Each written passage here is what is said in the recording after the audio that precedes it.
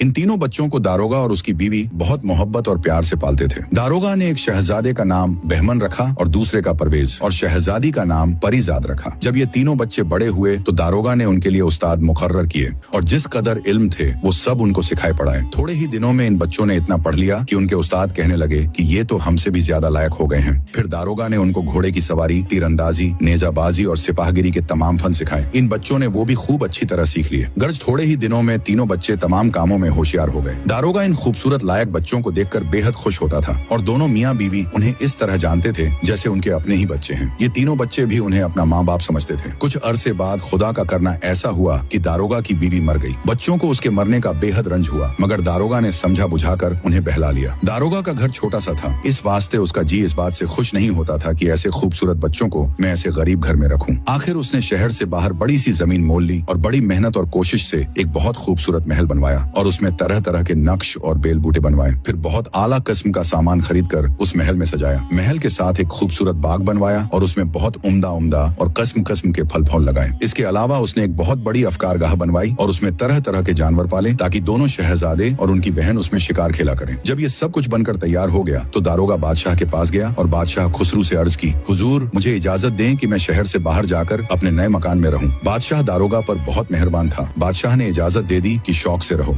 दारोगा इजाजत लेकर अपने बच्चों समेत नए महल में चला गया और आराम से रहने सहने लगा। उसके तीनों बच्चे इस महल में बहुत खुश रहते थे क्योंकि उनके आराम का वहाँ तमाम सामान मौजूद था। खाते पीते खेलते और हर तरह की खुशियां मनाते थे।